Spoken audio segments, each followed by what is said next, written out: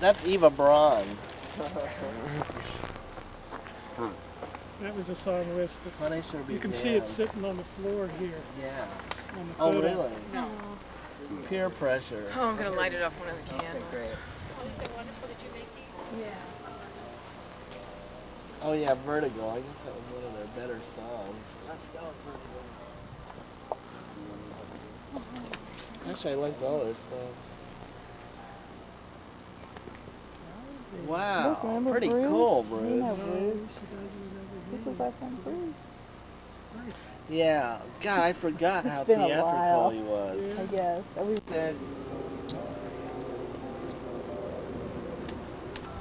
the theater across the street, too.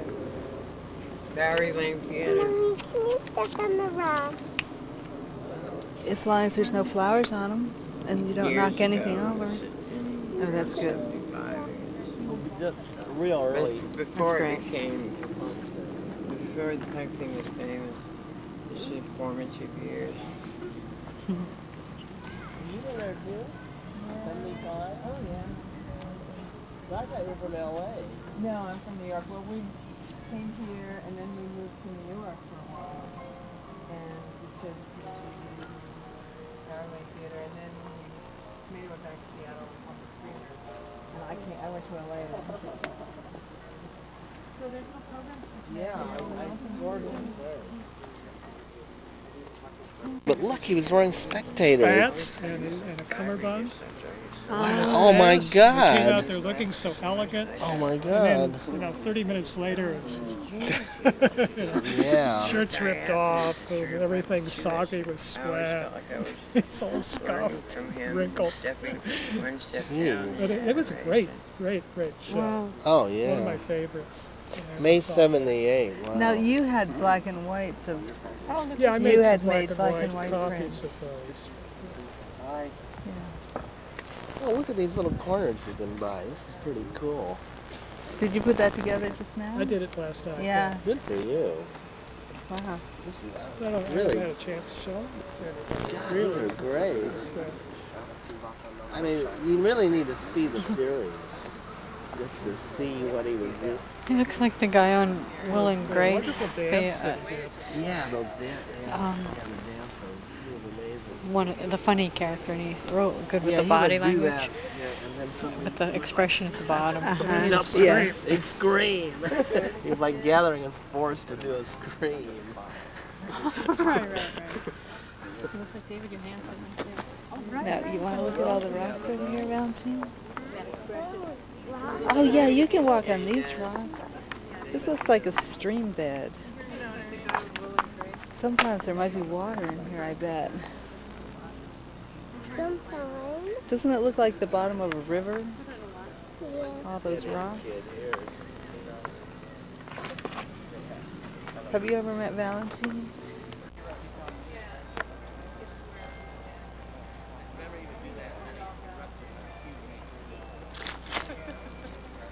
Oops, that rock was heavy. Why don't you try to stack some? You can't lift one down. Well,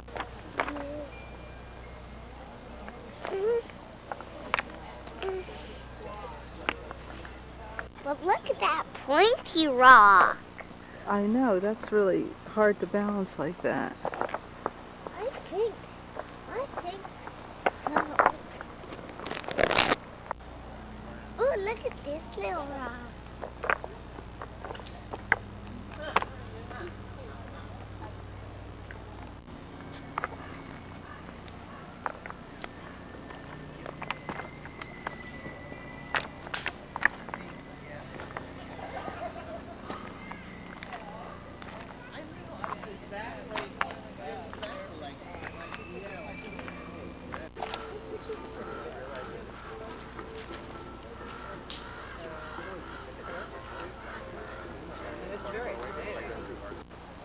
Where are the bumblebees? See those bumblebees? See those striped things? With yellow stripes and black stripes? Oh yeah, I do. Dad has stepped on a dead rat.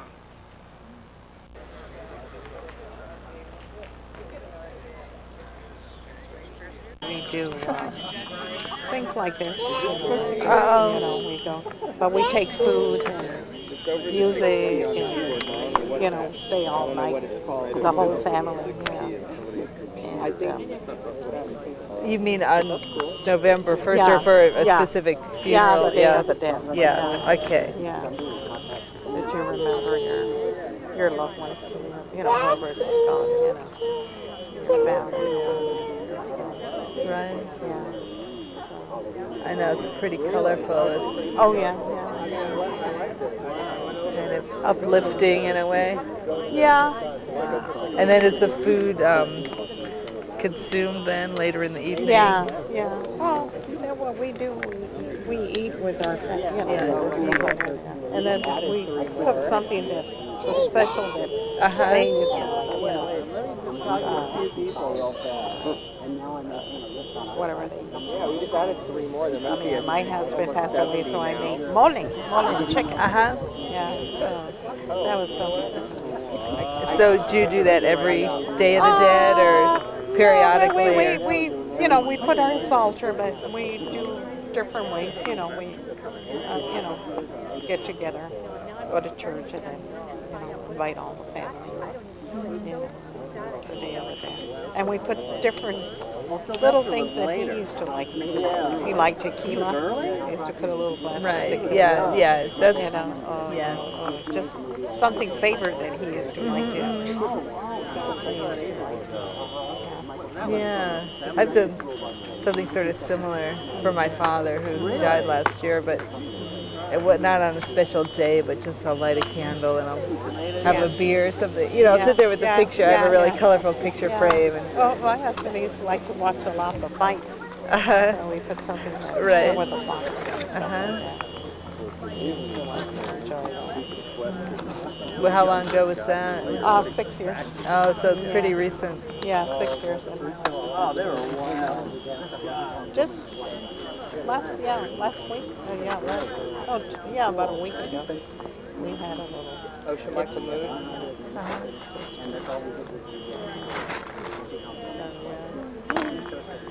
Kept you busy for a while. Oh, yeah. All yeah, 5 babies. All 5 kids. Yeah. They kept me. Because I had 6 in our, we had 6.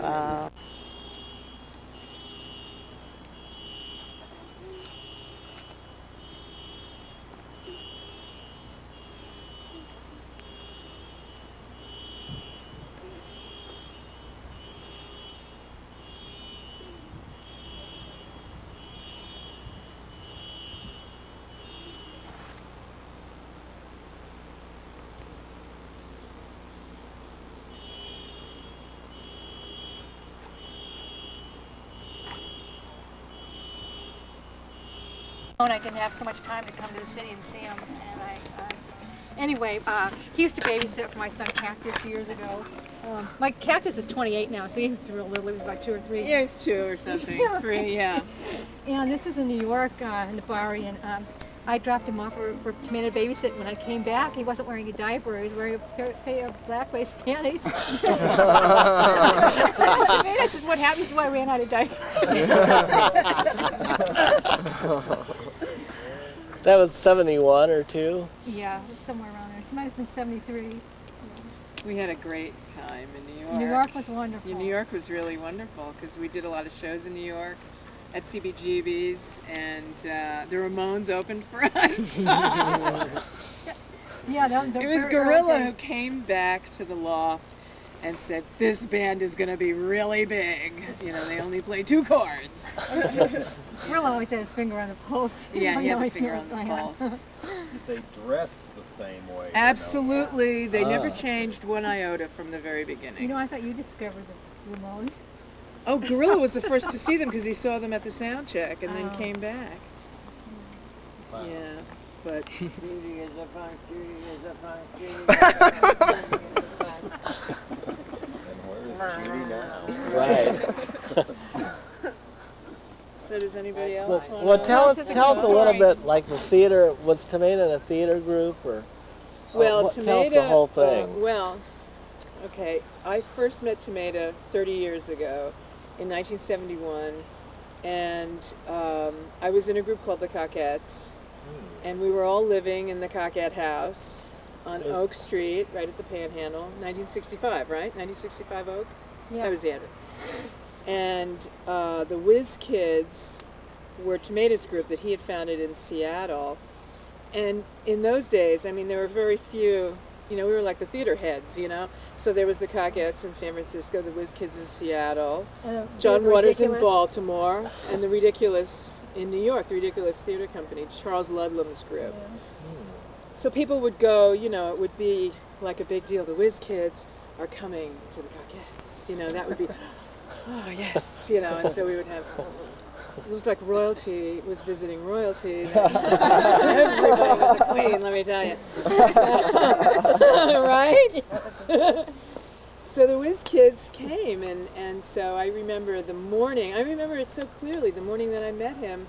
The night before had been this really big party. It was a coyote party. Ooh. The coyote group, yeah, you know, the prostitutes. The prostitutes, yeah. And Patty Cakes and I had gone and gotten really, really loaded. And so I was sleeping on the window seat in the front room, passed out on the window seat in the front room. And there was all this commotion in the house. And, oh my God, those Whiz Kids are here. They're so loud. So I had a huge hangover, so I got up and I was walking down the hallway going to the back bedroom, and I don't even want to see them, you know. And I walked past the kitchen, and the kitchen had a big table, like here was the door, and there was a big table there where we would all sit, and there was drapery, and you know how it looked. And Tomatâ was sitting facing the door behind, and I walked past and I looked in, and he looked at me, and we looked at each other, and I went, and then I walked into dinner, and I thought, oh my God, you know, and that was the first time I saw him. And after that, we were inseparable the whole time he was there. You and we were just had totally a very inseparable. Special relationship. Yeah, I mean, that when he was there with the Whiz Kids, I was with him constantly, all the time. You know, we had a first date. We went to see The Damned. That was our first date. Do you remember our first date? We were to see The Damned. That was March '77. Right? No, 71. This was 71. Oh, the movie The Damned. Sorry. Oh, no, not The Damned, the group. This was the movie. This is There's so much damn stuff in the story. Punish or be damned. You know, yeah. I mean, damn right. He was always, and he was so romantic, and he would be so chivalrous. And one time, I was staying on Grove Street because we were doing theater on Grove Street, and we went back there one night, and it was locked. We couldn't get in, and he says, "I'll get us in. You just wait right here." And he climbed up the fire escape and over the roof and into a window and came down and let me in. And for years I didn't know that he had done that. Years later he said he almost killed himself. He almost fell off the roof, you know. And he opens the door and it's like, oh, you know. He was like that. I mean, he was the most generous, the most kind, the most loving, the most supportive man ever in my life. I mean, you know, any man, whatever, you know, he was always, you know, he loved me deeply, and I loved him so deeply. Not to mention a sense of humor. No. Not to mention, I mean, we had such a great time together. I mean, it was, you know, and he would always think of these characters. The last long conversation I had with him about 2 days before that last Sunday when I saw him, he talked about the opera show that he was going to do in Los Angeles at the Brand Library, which was going to be his biggest, first really big one-man show. And he had the show named, and he was saying, you know, I want you to perform. We're going to have 4 opera characters, and you'll be one of the opera characters. We'll do a big performance. And, you know, he had the whole thing planned out. So, you know, he was always a real conceptual guy, you know, and he had a sensibility that nobody else had. So we all got our, 3 of us, Lou and oh, we all got tattoos at the same time. We got drunk and red wine and just gave us tattoos. Right, yeah, right. Didn't we share Jesse? Yeah. He was this. And Luke got the first one. Our boyfriend. Big horrible lighting bulb. Oh God! So thick and this like guy Jesse. I mean, he had this long curly. He was so gorgeous, and he was tattooed from head to foot. Well, he was from the streets of St. Mark's Place. I mean, he was like original in the like 67 New York City. And so he said, "Well, you know, we all wanted tattoos once we saw Jesse, you know." And he said, "Oh yes, I'll get a hold of a machine and we'll all get tattoos." Well, Jesse couldn't really draw. That was a problem. And he had a few drinks too. Yeah, and we all got very loaded. So, but Tomatâ had like took 2 people to repair it. The little child. But Lou went first. He got the horrible, ugly lightning bolt, and he shampooed heads because he was a hairstylist. And he says, "Oh my God!" Every time somebody says, "Did you do that yourself?" He says, "Yes." I don't want to say I paid for it. Yeah, it's great. Do you have these tattoos? I got a tattoo. Yeah, I have one on my stomach that was so painful I can't even tell you. Oh, there it is. Is that one of the ones you got? Amateur. It's old. It's old. That's, boy, that's vintage. That's really vintage. Champagne glass. Oh, I remember that. That's vintage. Well, we were in our cups then, weren't we? It's my birthday. I didn't charge me. I got a free for my birthday. Well, sure. Okay. So yeah. So who else wants to? Chucky, you have to. Yeah, tell some. Oh God, I have so many memories of Tomatâ. It's hard to zero in. I just remember when I met him. It was April of '71. And I was living in Portland, and he was in Seattle. He was a whiskey. And I'd taken the train up to attend this party, and I started hearing this great voice over the loud music that's just, "Hiya, how you doing?" Yeah, that's And I finally figured out where it was coming from, and it was this incredible looking guy with a shag haircut. I'd never seen a shag before. I thought, this I guy remember is that really cool. You know, so I asked my friend to introduce us, and goes, "Sure, David Harrigan, this is Chucky, Fulton. And Chucky, this is David." And he goes, "Hiya, Ducky, how you doing?" I guess the music was too loud or whatever, but all the rest of the night he called me Ducky. That, I didn't know it at the time, but that day changed my life. You know, my life was never the same after meeting Tomatâ. He gave me a wonderful life, really did. Met Faye and Pam and Satz and the Ramones. You know, everybody. A highlight in your life. Yeah. The Ramones. Oh yeah, they lightened everyone's life. Yeah. Dee Dee. Pam knew him well. Yes, we all did. But Dee Dee was a generous soul as well. yeah, he was great. He was that fun. No one can replace Tomatâ.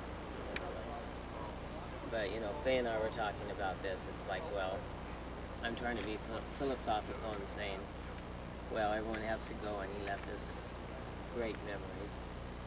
And you know, it's not the way I feel. I'm upset that he's gone. And then of course, Faye's not even going to be sentimental.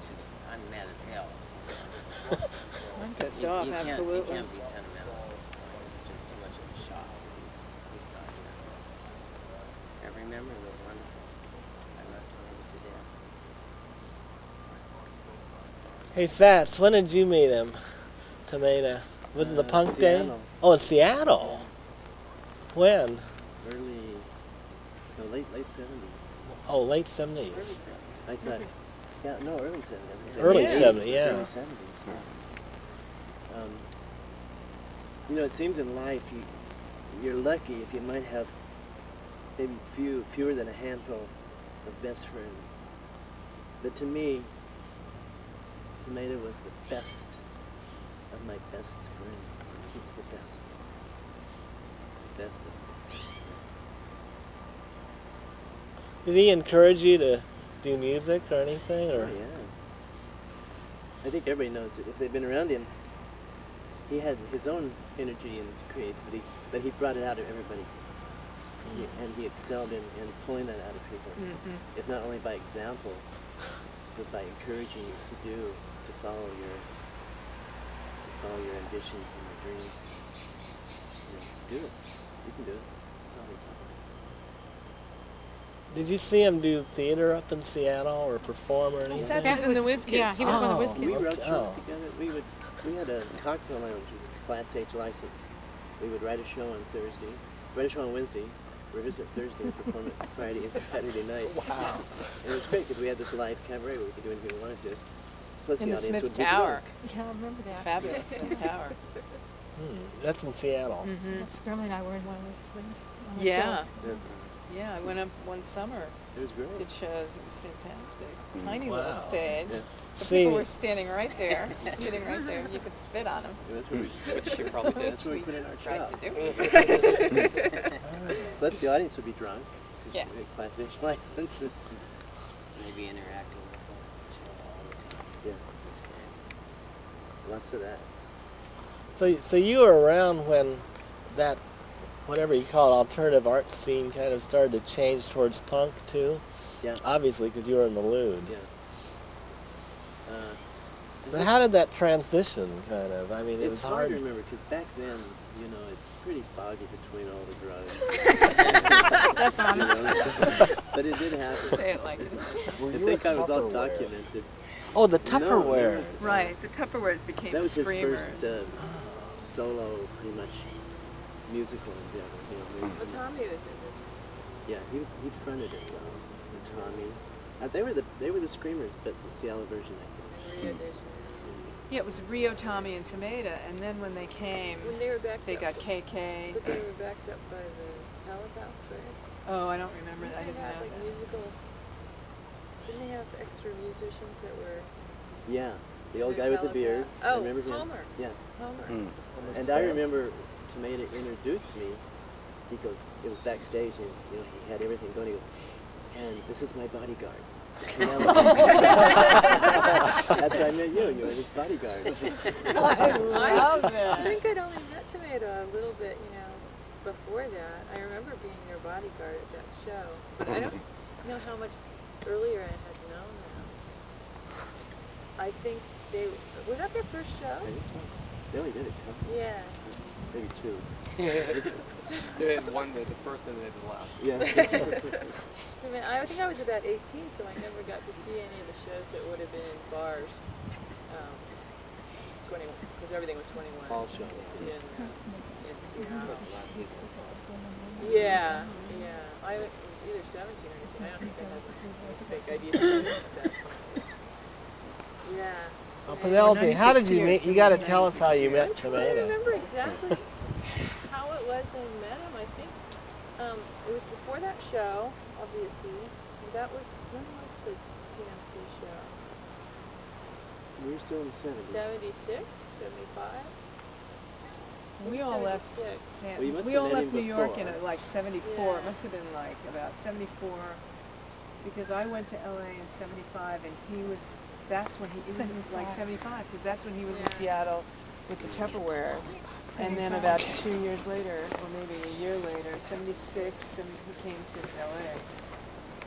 So I think that I was just this kid who lived in Bellevue, and I started going over to Seattle to be in theater, and started to get weirder and weirder and hang out with people. So I think it was just like the small world of Seattle.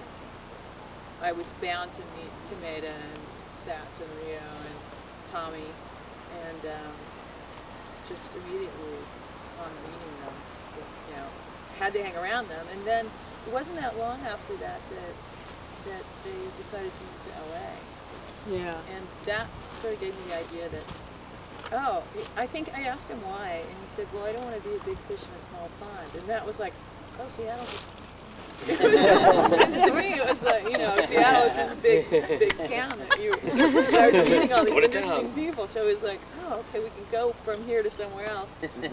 And then they did move to LA, and we're the Tupperwares for, I don't know, a few months, but then they decided to throw that all out and become the Screamers. Yeah, once, I mean, KK, and then... They got a cease and desist order from the real Tupperware lady. Are you serious? Is that true? Yeah, I don't doubt that. I love it. Yeah, that's I never knew that. Wow. cease and Tupperware is a desist very from the strong Tupperware brand. lady. The seal on the bottom will tell you. Oh my God, that's I fantastic. moved to San Francisco and was going to art school, and then I got into Avengers, and we did this one show at a warehouse that was just all covers, and then I went down to LA for a week, and I think we had another show 2 weeks later, and I went to LA and stayed at the Screamer's house.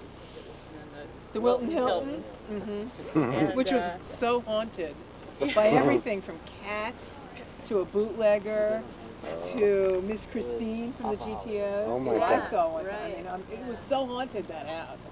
And I was By a sleeping on the million things. floor there, I guess. Huh? Sleeping on the floor there.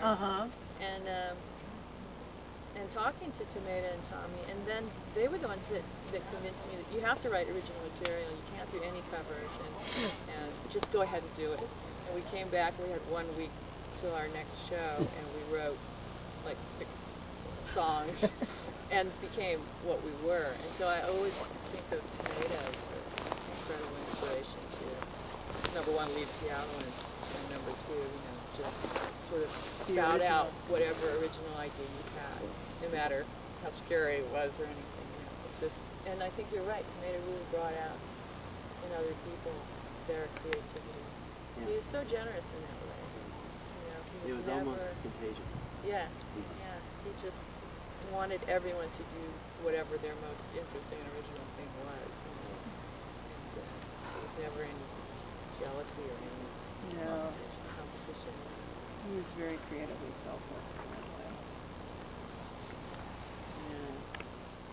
Biafra, did you have any encounters with Tomatâ? Ever? Conversations? Anything? Some, and then later when he came back here, and then maybe through osmosis, I guess. I was, obviously the first exposure was the Screamers. Oh, you saw them? Well, how many, we both saw them, who knows how many times, but I had moved back to San Francisco from Colorado, where I'm originally from, and then the first exposure wasn't live, it was their interview in your magazine that immediately stood apart from the other interviews, pointing out other kinds of music they derived things from. I think it was KK who said, well, we're not just interested in what the Clash is doing, we're equally interested in what Nelson Riddle is doing. And then the flying hair, and I was going, wait a minute, there's no guitars in this band, I have to see this band.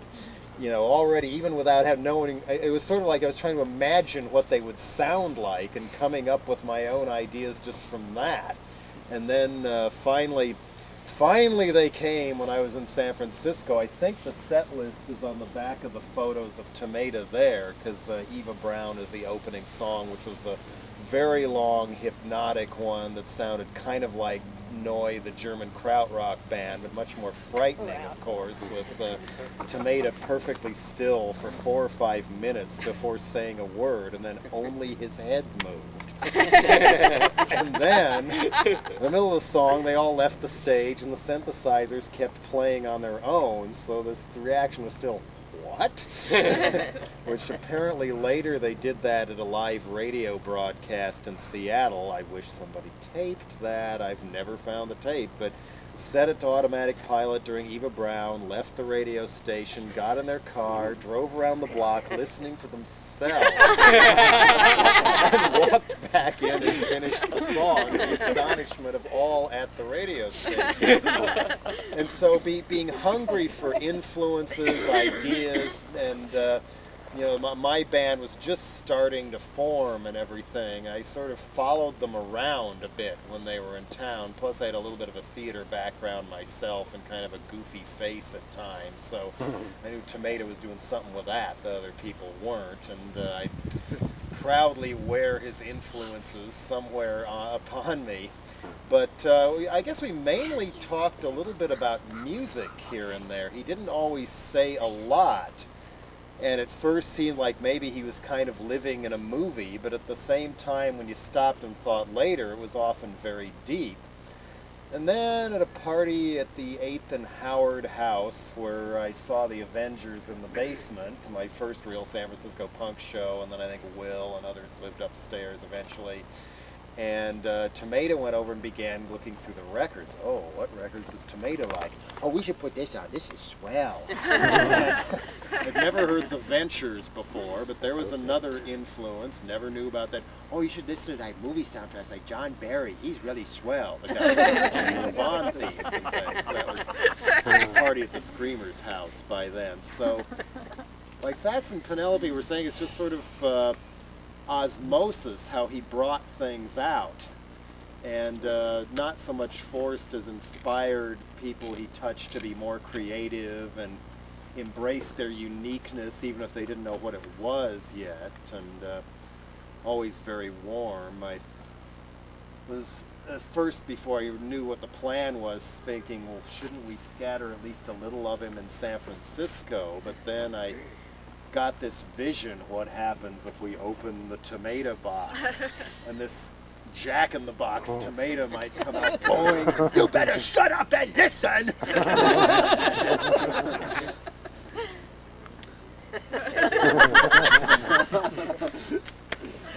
I know, it's really good, isn't it?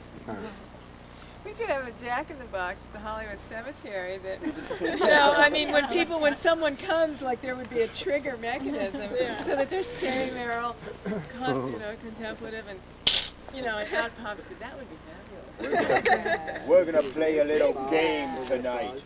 It's called, Your Life Will Never Be the Same Again!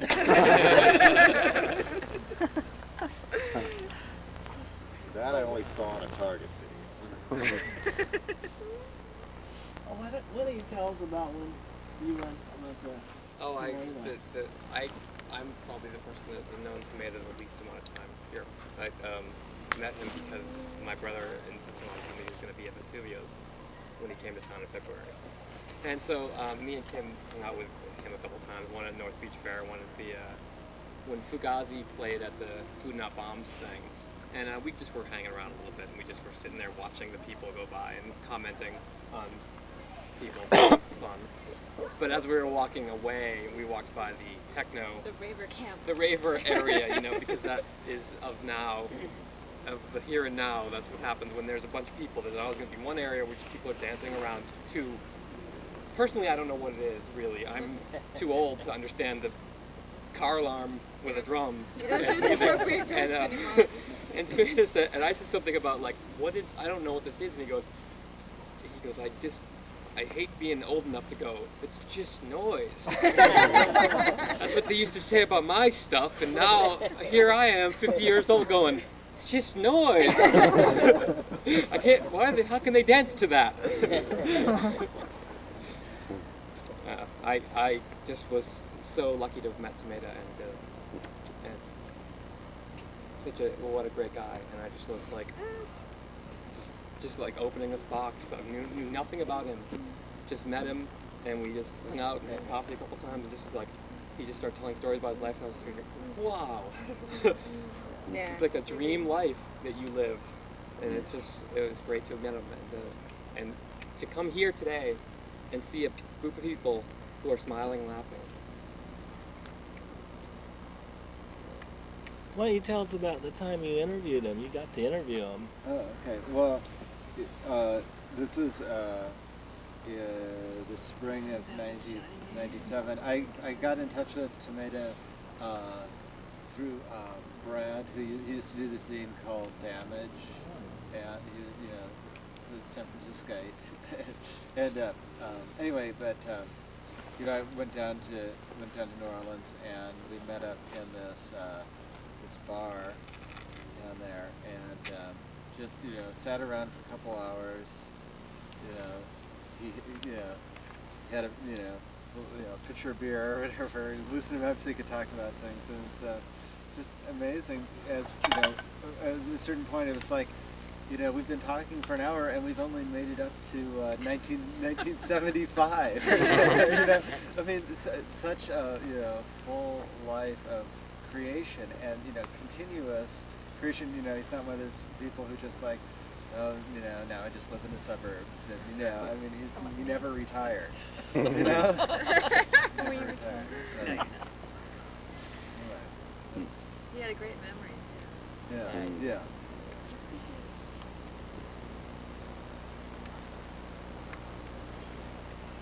Oh, the sun is shining only on Tomatâ wonderful? Yeah, we're all freezing. Wait, did you know Tomatâ at all? Oh, sure. Rumi I was met in him at the Coquettes. Capri Bar in You North remember Beach. the Capri? We used to dance Oh, the Capri, yeah. me and Ralph. That's where I met Tomatâ. In the Capri. That was on Knowing Grant Avenue.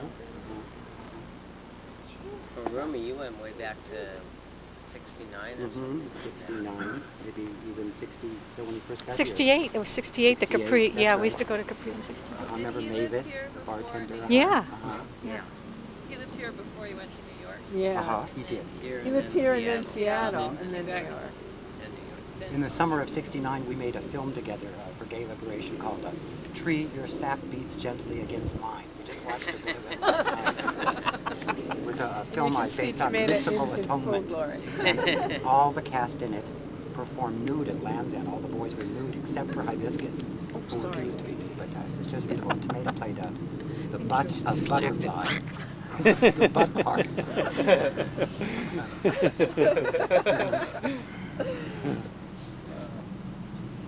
Hey, I'm was sorry anyone... we didn't get to interview him for the film. I really feel bad. You know, it's in sort of the process of learning the sort of landscape of what the movie's becoming. It took a while before his name started to really come up more. I didn't have a sense of his centrality until later, and at a point where we were starting to sort of slow down our interviews, and I really feel bad about it. Because I only met him twice, and I just sort of felt like he was such a dynamic presence, and I don't know.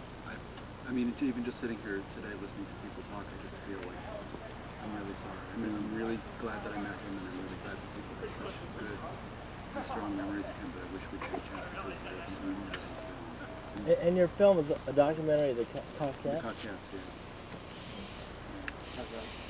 I keep checking in the website these days because There's going to be a big benefit in New York called Coquettes Olay. Yeah. The trailer's fantastic. Yeah, well, hopefully we'll be done sometime in the spring. Lola's going to be coming in this benefit. I wish I could We travel. raised a lot of money. We were very far along.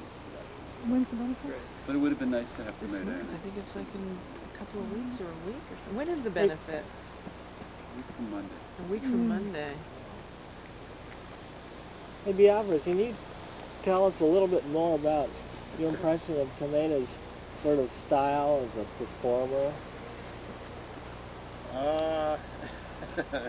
The interviewer strikes again. Yeah. I think it's great. I'm glad he's here. I'm glad he's here. We would Lost for words. An amazing power of concentration. I noticed it at the time, and then again on the Target video when I've shown it to friends over the years. He hardly ever blinked on stage, and I've never figured out how he did that or how he could make his head move so much and move nothing else at the time. It was an amazing power of concentration, and he obviously had some serious mime in his background. I heard rumors of solo mime. Absolutely. What, he hated mime? Oh my God. Hate mime. I guess the rumors at the time of the Screamers that he still occasionally did solo mime performances were not true. In his dreams, no. He Nightmare. did solo mimes. He did solo mimes, not solo mime performances. Yeah. but didn't you think that one thing that really impressed me when I first saw the Screamers was their control of dynamics and how it seemed like you could understand every word he said, which is rare for a punk band. Well, he had plenty of time to enunciate them the way they structured them. And Words were very important to him. I think it was Gear who said in an interview, or was it KK, we often graph our sets before shows to measure the dynamics, which may have been more carefully calculated screamer hype, of which they were a master. But, especially Tommy Gear. Yeah. But no, there was because of the movie soundtrack influence, the theater influence, and the acting backgrounds, they had a sense of suspense. I mean, they were very full on, but it didn't mean cranked up to 11 the entire show. Exactly. It meant, you know, even to point of pretending to tune the synthesizers between songs. And occasionally Tomatâ would just freeze when they were doing that, and it was like sometimes people would heckle him or try to get him to budge, and he wouldn't. So I tried that a few times, but it didn't work. Does anyone here know how they started a punk band? I don't think they ever considered themselves punk. No, I don't think so either. I think they didn't limit themselves in that way. And musically, they came from so many different sources. And Tommy Gear was much more into the electronic Kraftwerk, Stockhausen sensibility than, you know, a punk. I mean, punk bands were very emotionally tuned into the times, and I think they were a lot more esoteric than that. I don't think it was as much an emotional experience for them as it was an intellectual thing, don't you think? It was, well, Tomatâ's physicality and his performance was emotional, but it was, but you're right, you could hear every word. It was conceptual. It was conceptually based, definitely. But it was meant to touch you emotionally. Yes. I mean, yes. Well, Tomatâ's performances always, no matter what he did. The rest of it was very, the keyboards and the drums, it was very more electronic. Yeah. Pre-techno. Yeah, the music, Tommy Gear was really into the... It was a country band. Because Tomatâ was the heart and the rest of the band was the machine. That's good, yeah. But you know, but he wasn't strictly penetrating, devastating, whatever. I mean, he had that grin too, which would pop up every once in a while. What I meant by emotional is that a lot of the young punk bands had like teenage angst to let go of in their bands, and I think the Screamers wanted to transmit something to everyone, and it came from a certain conceptual place, but the performance was emotional. You know, he was giving out always. Oh yeah, but it was theater. I mean, it was like theater. much more theater based than people getting up and screaming their guts out. Right. Tomatâ had been doing things, as Tyler pointed out by Satz, they already had been sort of crazy teenagers before that. Because when I got introduced to the Whiz Kids, was before anything like punk rock was even imagined, but the seeds of it were there. So by the time they had come to punk, I always think of them as being post-punk. Well, the joke, I mean, at the Wilton Hilton was that he was Grandpappy Duplanty. You know, and it was always like, you know, Grandpappy Duplanty playing with the kids, you know. Wow. What I want to know is, when Tommy Gear was Melba Toast, did he have any other drag besides like being? Oh no. Oh. It's okay. It's okay. Question will not be answered. Blah, blah, blah. Are you filming? He doesn't want me to talk about Tom. Yeah, right. I'm so glad you came. Thanks. They talk about me, but don't talk about the band. Yeah, I mean, I found a way to kind of like shape. I wondered if Tommy was who Melba Toast was. I know exactly. Oh, and Scrumbly's away. That's right. Scrumbly's away. Yeah, he's really sorry. He had a gig and he couldn't get out of it. But you told him. Yeah, that's how I was. I'll give him one. Oh, good. Oh, Patrick, did you know? Are you from Seattle? Yeah. I didn't know that. So you knew him early. I had no idea. We used to go to the Whiz Kid shows and to these to the shows at the Smith Tower, which was at the time was the largest building in Seattle, and kind of tried to.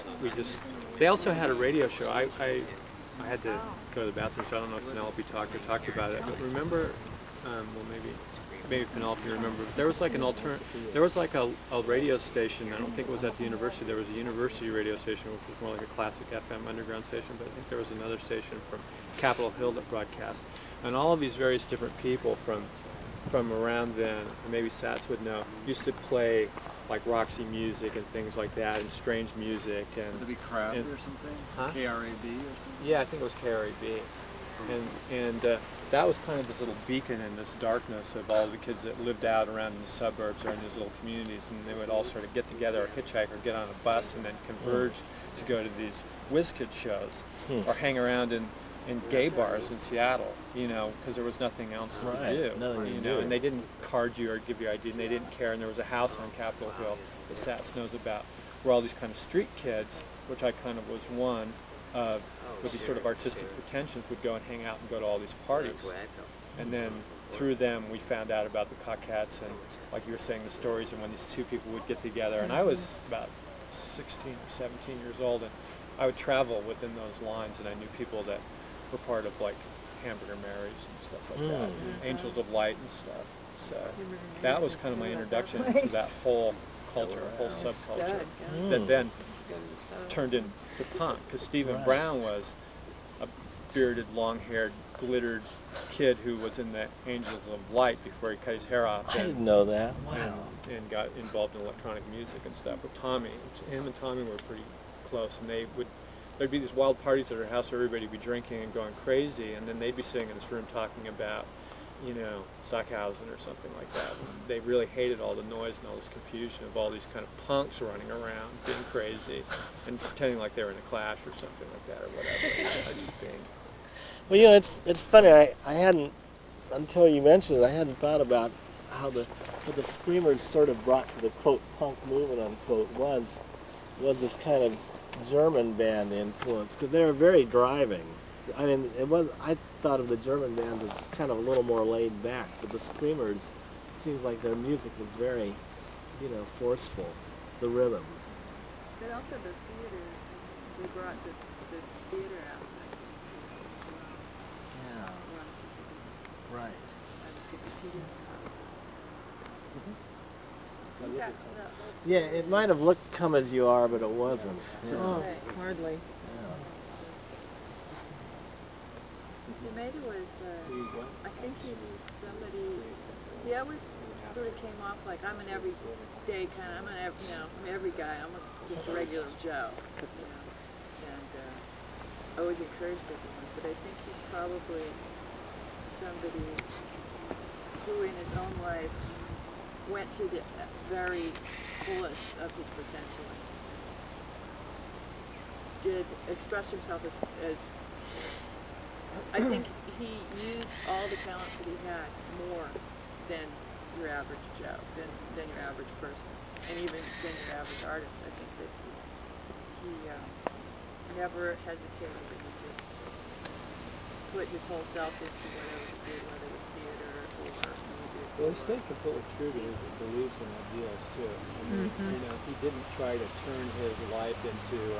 Didn't go to New York and try to be a fabulous art star in the 80s, even though he was painting. He didn't promote himself in that way. I mean, he had a lot of integrity in his life. You know, and he did. I mean, those times when he was down in, I guess in Miami when he was tending bar and stuff, and seemed to have kind of fallen off the radar screen, I would occasionally hear from a mutual friend of ours in New York. I don't know if you know. Do you know Mary Paul? Oh, yes. And she would tell me about Tomatâ, and she'd buy paintings from him and stuff like that, and I knew he was still doing things, but he just kind of did it his way, too. He could have really exploited his thing, and the Screamers' music never came out, and I'm sure there's tapes and stuff like that. He just kind of kept on going and just doing it in this way, which to me harkens back to those days in the early 70s when people just went out and did things for the love of doing. When money wasn't the object. Right. Yeah, they weren't careerists. Right. Punk was anti-careerist, at least ostensibly. Speaking of tapes and stuff, does anybody know what did he do with his papers and his tapes? I mean, who's the executive? Well, Satz and Chucky and I are kind of dealing with that. But all his tapes are here, actually, in San Francisco. He had an enormous tape collection that really is incredible. And the Brand Library, where he was going to do the show, has an incredible music collection. And I was going to talk to Jill, who's the curator there, and maybe give all the tapes to her to put them in the music library and keep them intact. Because he had, when I met him, he had a tremendous 78 record collection. Wow. Which is something he broadened in me, and I mean really far out 20s, incredible music, but you know, they were untransportable, those things. So he put all that on tape, and I mean, boxes, huge boxes with tapes in them. I didn't even realize that he had that many until he brought everything had everything shipped from New Orleans. So it's all intact now, so I'm thinking that it should go to a music collection. That's the Dale connection, because Dale was a collector. But there was a guy also in Seattle that, the piano diva, that was the diva thing, because he had an incredible set.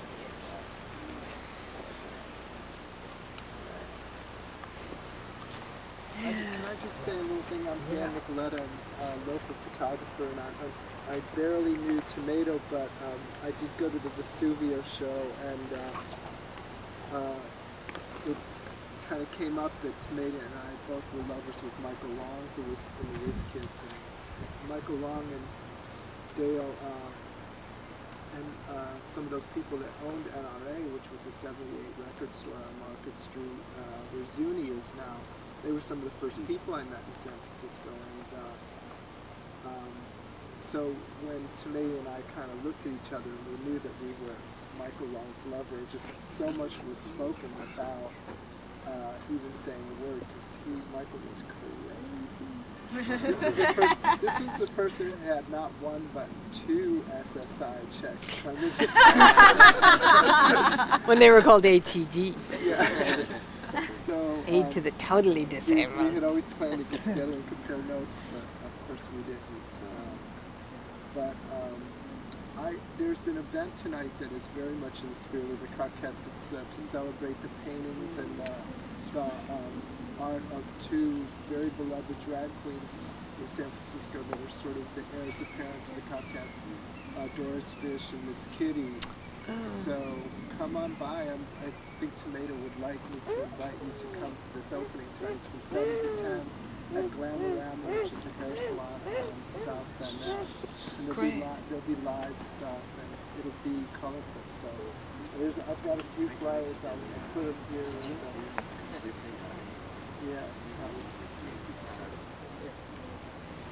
Satz directed them in a movie. Who, Doris Fish? Yeah. Really? We should go. Oh, really? I love it. Lord, it's no different. Fabulous.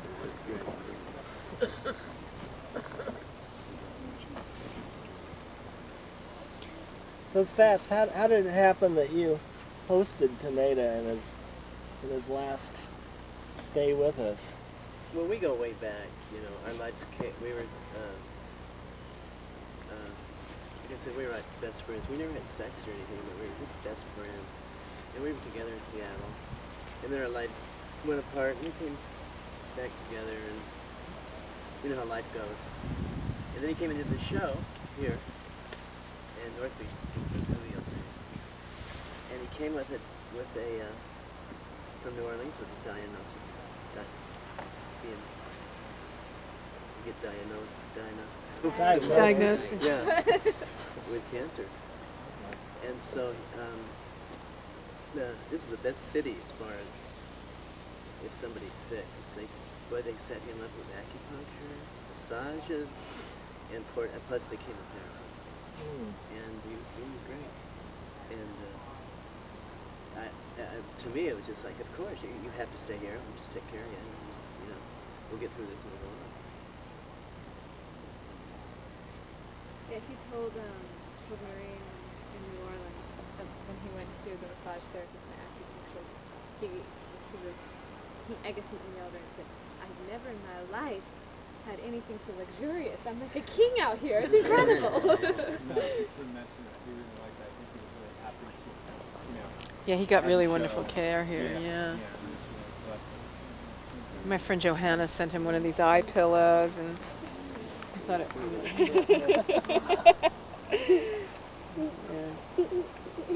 Everybody in New Orleans was, waiting for him to return. They just would.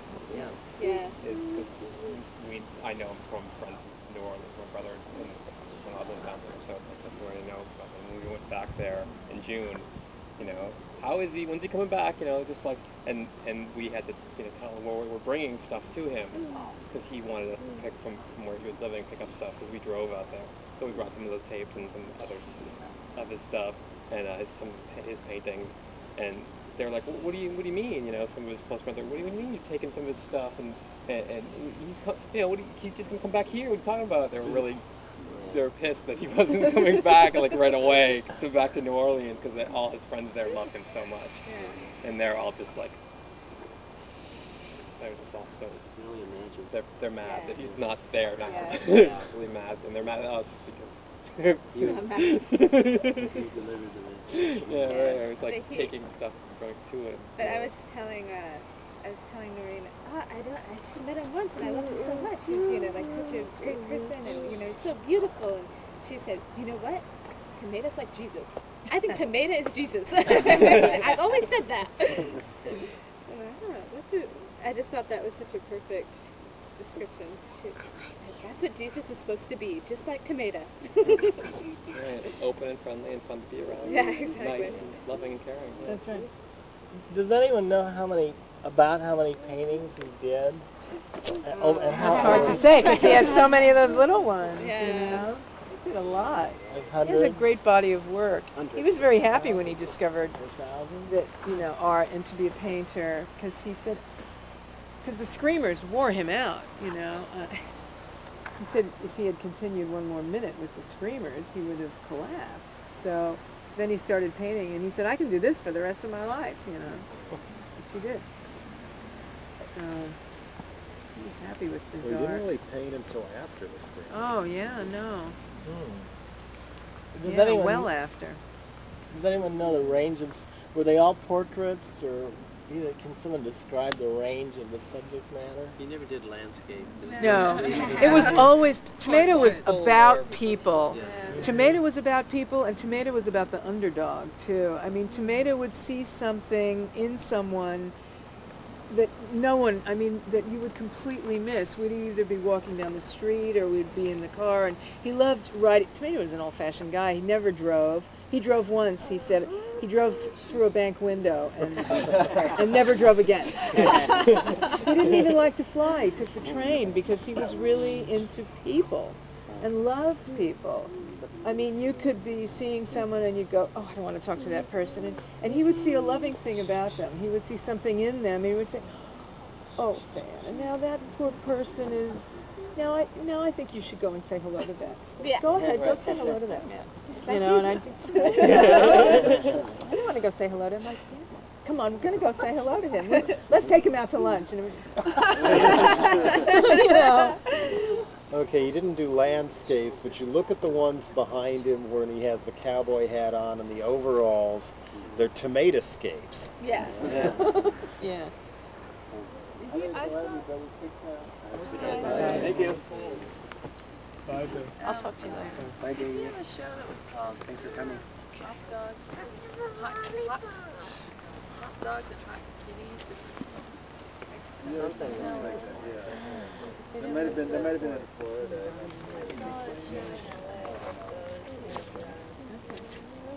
And it was people, they were sort of like cats and dogs or something, but they were all different. I think it was something more like tough pussy. It wasn't kitty, it was like, you know the word pussy was like. Tough dogs and tough pussies, that's Yeah. it. That was a great one. But it was about people, even though they were dogs and cats. They were personality types. Oh, right, but yeah. Well, the opera show, he was going to call it, I think he had it like Aida, Carmen, something, and Tomatâ. You know? Like that. For his country series, he told me he didn't know that much about the music and then began reading up on very early country pioneers now forgotten in the first early part of the century, and came up with one wild story about these people after another. You know, this is what happened to them, this is what they did. Material. That's what he told me, is he always knew a lot about something. Right. He did a lot of research. Yeah. Yeah, that was the thing when we picked up some of his books and stuff. And he was living with this guy in New Orleans, and Eddie. Eddie. Right. And that's the face people make. They go, Eddie.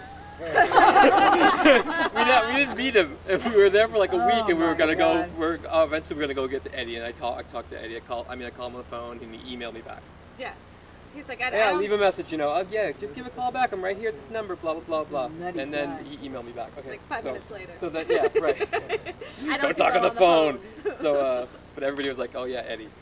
And then we met him, and he was like, oh yeah, Eddie. All right, whatever. But the books, the Tomatâ had just, you know, like the house was as big as from me to that tree, but really the only walking space would be from me if I walked straight to that tree. And they're off. There were just, you know, piles of books along each wall, piles, and you just look at a section and go, okay, that's all that person about that, you know. And he had done a bunch of stuff on Jack Kerouac, so we had all this Kerouac stuff. And Eddie was a book dealer and went to the thrift stores every morning to get books. And so there was an endless supply of books. Yeah. Right, and totally, there were no new books at all in the building. Everything was a really old book. Yeah. Yeah. But I love the way he looked at the world. Like my brother has this Julia Child painting in his kitchen, and it's so funny because it's, you know, she's just there with knives cutting the heads off chickens, you know. You know, it's like there's so much action and humor in the thing. But I guess my mother was there visiting my brother and looked at it and said, "Oh, it's Julia Child. Look how cute." You know, and you know, my mother's 70, who doesn't even, you know, just, oh, that's so cute. You know, it's cute and friendly, and at the same time, if you look at it for more than 5 minutes, which my mother didn't like to do with paintings, you know, the TV, yes, paintings, no, but if you look at it for 5 minutes, you see such like humor and horror of Julia Child all in this painting. My mother loved tomato too. She met him. She was like, how's that tomato? Yeah, my mom wanted to marry him. Yeah, his mother was picking up on him. Yeah. Totally, like, he was like, I met your mother. She's so lovely. I love to talk to somebody in my generation. We're like, what? How is she in your generation? Well, you know, somebody more my age. Everybody I know is so young now. She can relate to everyone else. Yeah. She liked to drink cheap beer, so I think his brother and his brother's wife, John's brother's wife, were like, oh yeah, Mom was picking up on him hot and heavy. My mother's a big flirt too. That's so funny. Yeah, my 82-year-old mother used to send email to Tomatâ. Oh really? Oh, wow. Oh, I love it. I mean, he could communicate with anybody. Yeah, he did the thing. You meet people, look right in their eye and talk to them and listen to what they're saying. And so much in our world that we don't get that. Yeah. You know, our day-to-day lives, people are just like, great, good. Yeah. You know? Smiling. Yeah, smiling.